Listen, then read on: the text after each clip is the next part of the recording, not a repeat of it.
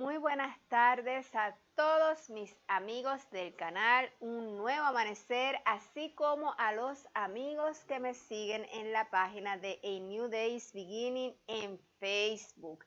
Saludos a cada uno de ustedes, espero hayan disfrutado de este sábado en familia y que el mes de octubre sea un mes lleno de bendiciones para cada uno de ustedes. Hoy estaremos en nuestro tema espiritual, donde estamos estudiando el libro de Apocalipsis. Así que un libro un poco para muchos complicado, un libro que hay que estudiar con detenimiento, pero definitivamente un libro que tiene un gran mensaje para cada uno de nosotros. Así que sin más preámbulos, vamos a comenzar nuestro tema de hoy.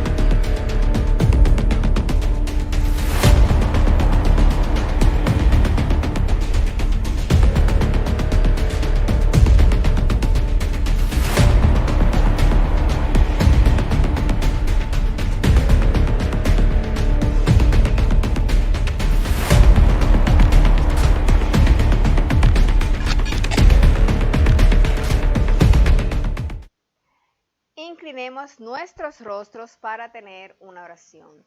Padre nuestro que estás en el cielo, santificado sea tu nombre. En estos momentos invoco tu presencia y te pido que seas tú realmente quien lleve este mensaje a cada una de las personas que vean este programa. Que simplemente yo sea el instrumento y que tú puedas abrir la mente de cada una de las personas que vean el programa para que puedan internalizar y entender el mensaje que tú tienes que darles. En el nombre de Jesús. Amén. Ok, saben los que no estén siguiendo la serie, estamos discutiendo ahora mismo, nos encontramos discutiendo el mensaje a las 7 iglesias. El mensaje a las 7 iglesias, comenzamos con la iglesia de Éfesos, continuamos con la iglesia de Esmirnas y hoy estaremos estudiando el mensaje a la iglesia de Pérgamo. Mi nombre es Wanda para aquellos que no me conocen y voy a darles un repasito, ¿verdad?, de lo que estudiamos de las iglesias anteriores. La primera iglesia, que fue la iglesia de Éfeso, fue la iglesia que prácticamente constituyeron, ¿verdad?, formaron los discípulos. Esa iglesia termina el periodo de esa iglesia en el momento en que el último discípulo muere, que el último discípulo que murió fue Juan. Así que vamos a hacer una pausa aquí. El tono de voz saben que va a cambiar debido a la cirugía y retornará al tono de voz normal. O sea que la iglesia de Éfeso fue la primera iglesia. La iglesia constituida, ¿verdad?, por los discípulos una vez Jesús resucita y asciende al cielo y finaliza una vez el último discípulo muere. La segunda iglesia, la iglesia de Esmirna, comenzó, ¿verdad?, a enfrentar unas crisis. ¿Por qué comenzó a enfrentar unas crisis? Porque en primer lugar el paganismo quiso introducirse dentro de la iglesia no quiso ceder a unos principios, la iglesia comienza a ser víctima de unas persecuciones enormes, así que la iglesia de Esmirna fue una iglesia muy perseguida, una iglesia muy sufrida, pero una iglesia que dentro de todo, aunque el paganismo atacó y trató de introducirse dentro de la iglesia, se mantuvo en la batalla, como se dice, se mantuvo bastante semejante a la anterior. Y fue una iglesia de mucha persecución. Y en esta tercera iglesia que vamos a estar discutiendo hoy, que es la iglesia de Pérgamo, aquí vamos a estar discutiendo desde el capítulo 2, versículo 12 al capítulo 2, versículo 17. O sea que vamos a estar discutiendo unos cuantos versículos, pero dentro del capítulo 2. En el versículo 12, capítulo 2, versículo 12, dice así: y escribe a la iglesia en Pérgamo, el que tiene la espada de dos filos, dice esto. Ya habíamos estudiado, ¿verdad?, quién era el que tenía la espada de dos filos, y era Jesús, que era quien directamente le estaba dando el mensaje a Juan. Así que Pérgamo significa elevación. Pérgamo significa elevación, y fue también Pérgamo la ciudad del imperio griego por donde se filtró la cultura y la religión helénica hacia Roma. O sea que se filtró una gran ola de paganismo a través de la cultura y la religión helénica de Grecia a Roma. Así que Pérgamo es esa ciudad, y Pérgamo significa elevación.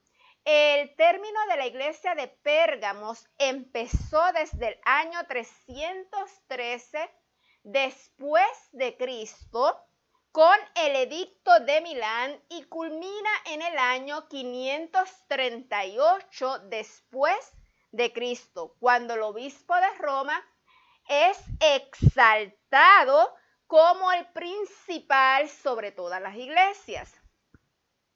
Fue elevado, fue exaltado como el principal sobre todas las iglesias. ¿Qué es el edicto de Milán?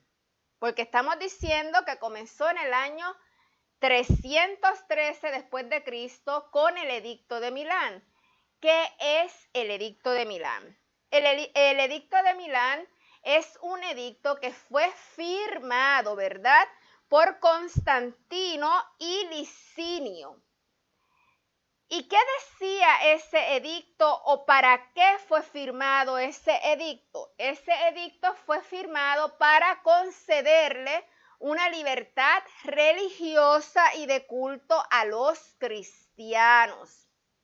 Pero muy interesante, ¿verdad?, es que aunque ese fue el propósito con el que se firmó ese edicto de Milán, el decreto dice así: para garantizar a ambos, a los cristianos y a todos, o sea, también a los paganos, el escoger libremente de seguir cualquier forma de adorar que desee, con el intento de que todas las fuerzas divinas y celestiales sean favorables a nosotros y a todos los que vivan bajo nuestra autoridad. Así que ahí les cité las palabras del edicto de Milán. O sea que el edicto de Milán no solamente se hizo, ¿verdad?, para dar una libertad de culto o religiosa a los cristianos, sino a los paganos, a los cristianos y a los paganos. En otras palabras, usted podía creer en lo que usted quisiera creer. Usted podía adorar el Dios que usted quisiera adorar. Usted podía creer lo que usted quisiera, porque de esa manera, mientras más dioses estuvieran a favor de Roma, más poderoso Roma sería. Así que vamos a permitir, era lo que decía el edicto de Milán, que cada cual adore a quien quiera y que lo adore como quiera, porque de esa manera vamos a tener más dioses a favor nuestro y seremos un imperio más poderoso. Constantino, obviamente, muy lejos de ser esa persona que elevó el cristianismo o ayudó al cristianismo, realmente fue una persona que le hizo mucho daño al cristianismo. Fue una persona que realmente terminó por entrar el paganismo de una manera grande dentro del cristianismo, porque obviamente Constantino era un político y Constantino lo que estaba buscando era beneficiarse políticamente uniendo a los cristianos y a los paganos, y de esa manera los iba a tener a los dos en la manita y él iba a poder lograr cada vez ser como político más fuerte. Así que lejos, muy lejos de haber elevado el cristianismo a su fase más grande, no, nosotros los cristianos no tenemos que estar en ese sentido tan agradecidos con Constantino, porque Constantino lo que hizo fue que introdujo el paganismo de una manera enorme dentro de las creencias de los cristianos. Así que en el capítulo 2, versículo 13, dice así: yo conozco tus obras, conozco dónde moras, dónde está el trono de Satanás, pero retienes mi nombre y no has negado mi fe, ni aun en los días en que Antipas, mi testigo fiel, fue muerto entre vosotros, donde mora Satanás.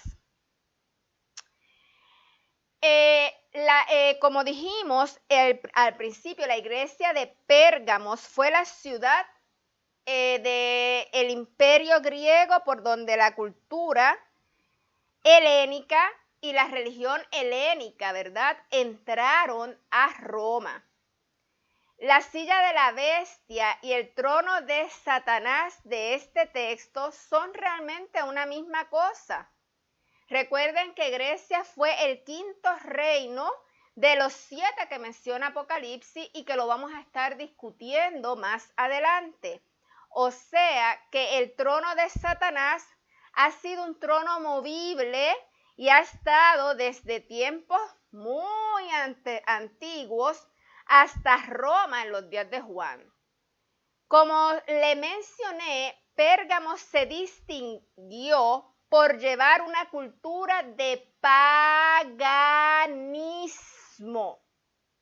Así que un ejemplo de esto lo fueron las enseñanzas de Platón, que Platón fue un sabio griego. ¿Quién fue Platón, ese sabio griego? Pues Platón fue quien creó, ¿verdad?, la teoría de la inmortalidad del alma, del purgatorio, del limbo, del infierno. Todas esas doctrinas fueron inicialmente creadas y presentadas por Platón, un sabio griego, y luego pasaron a Roma, obviamente a través de Pérgamo.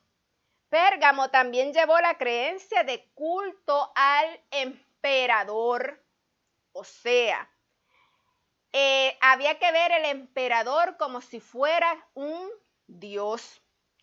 El emperador también era conocido como pater familia o padre del imperio.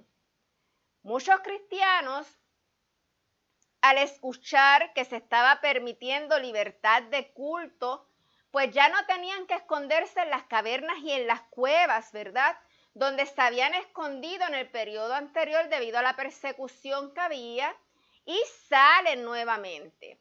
Pero cuando salen se encuentran con una iglesia que no era la misma iglesia que ellos habían conocido, sino con una iglesia que estaba llena de creencias paganas, de doctrinas paganas, mezcladas con las cristianas.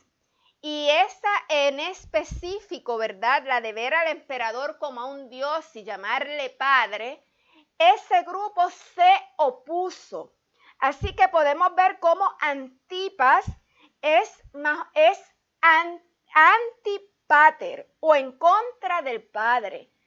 Antipater o en contra del padre. Y ese fue el grupo, ¿verdad?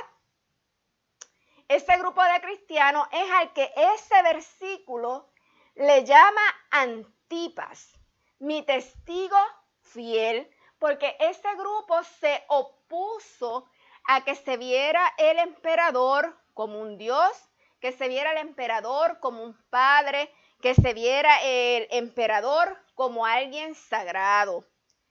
Constantino, por ejemplo, tenía el título de rey temporal.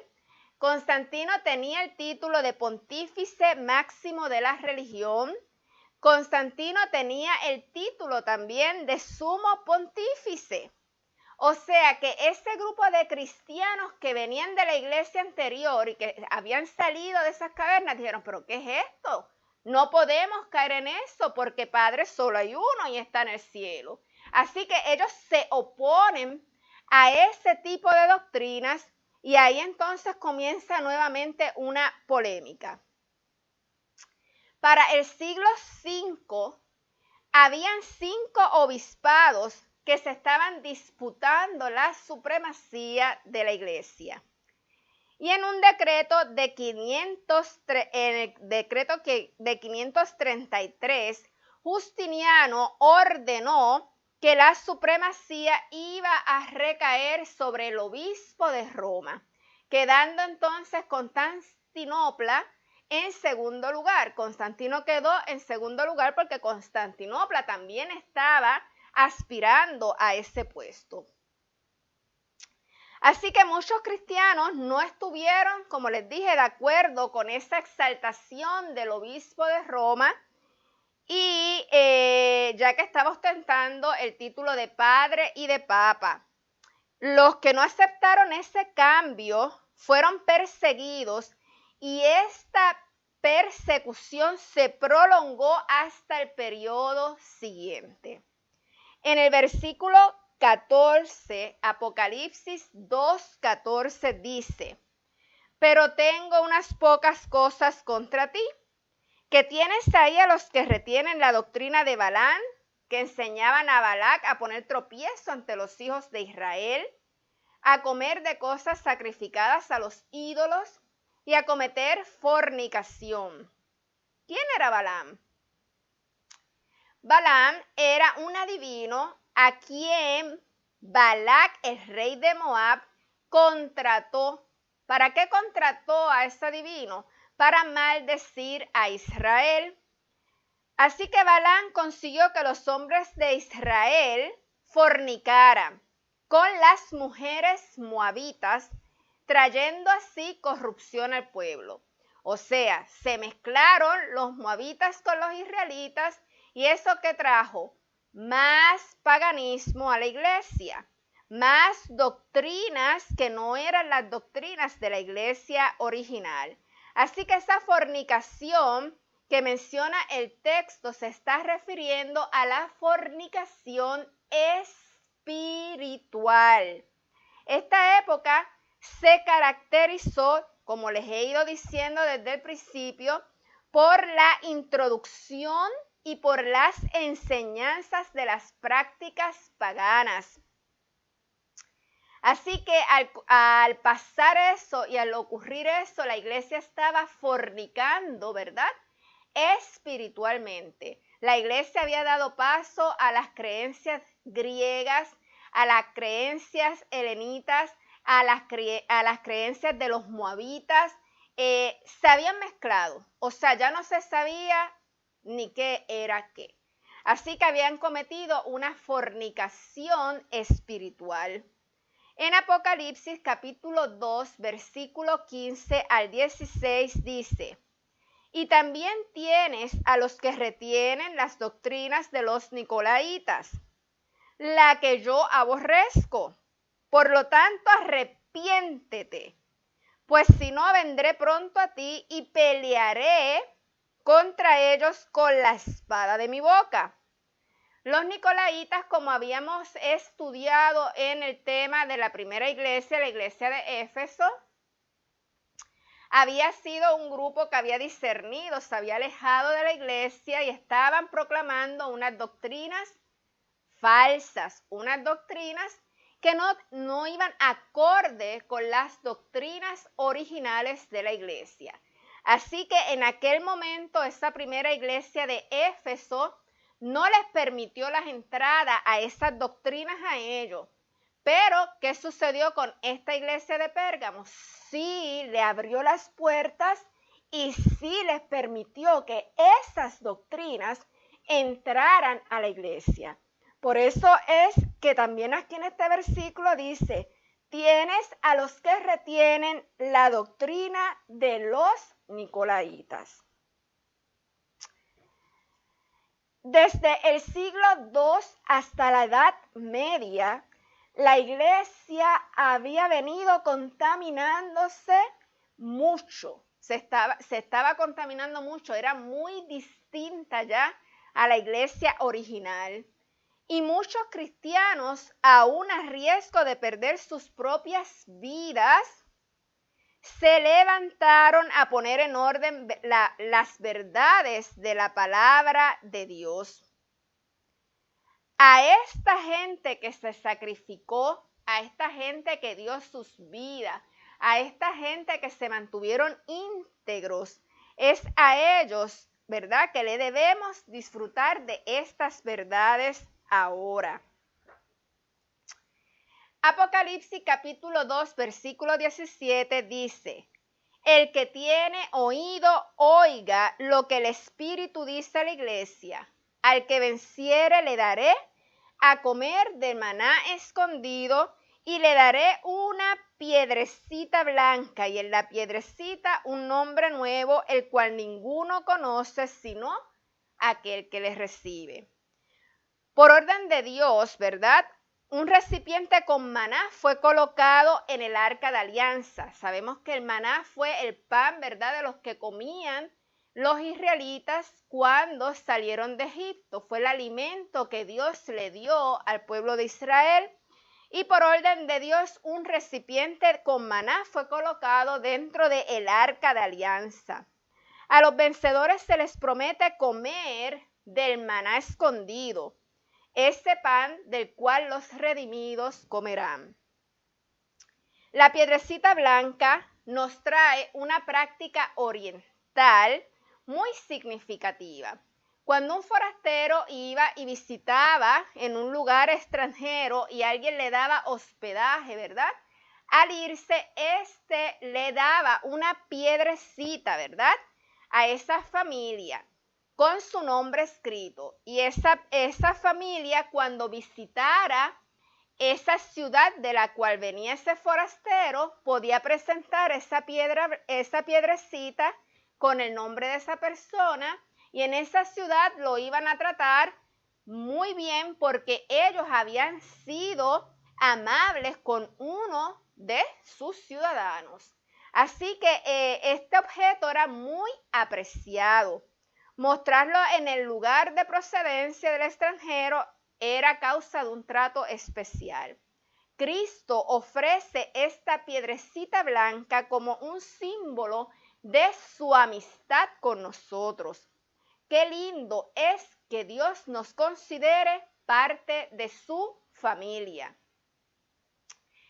Ahora le voy a dar un resumen general de la iglesia de Pérgamo. Vemos que la iglesia de Pérgamo fue una iglesia que, aunque comenzó con el edicto de Milán, que parecía ser un edicto bueno y beneficioso de libertad religiosa, no fue más que un desastre. ¿Por qué? Porque quiso unir el paganismo con el cristianismo y las doctrinas se unieron, y eso abrió las puertas de la iglesia a muchas doctrinas que eran doctrinas falsas, doctrinas que no eran las que originalmente los apóstoles y Jesús habían presentado, sino doctrinas creadas por el hombre. Y vemos que se fueron mezclando, hubo una fornicación espiritual donde se mezclaron con distintas culturas, con distintas creencias, y las hicieron prácticas de la iglesia. Así que Dios les hizo una advertencia: si no me tumban con esto, yo los voy a tumbar a ustedes. Así que vamos a ver en el próximo tema qué pasará con la cuarta iglesia.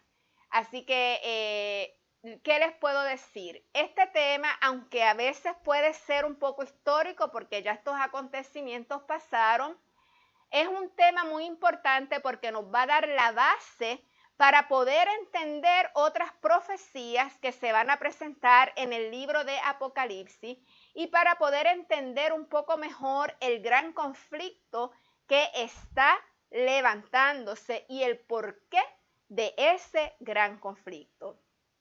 Vamos a tener una oración. Padre nuestro que estás en el cielo, santificado sea tu nombre.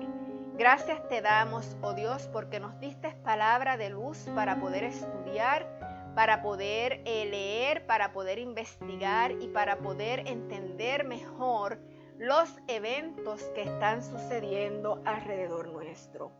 Bendice a cada persona que vea este programa y que el Espíritu Santo abra su entendimiento para que pueda comprender el mensaje. En el nombre de Jesús. Amén. ¿Qué les puedo decir? Que tengan una hermosa semana y para no variar el cierre, nunca pierdan la esperanza, ¿verdad? No importa la situación que ustedes estén viviendo, porque si pierden la esperanza, habrán perdido la batalla. Dios me los bendiga.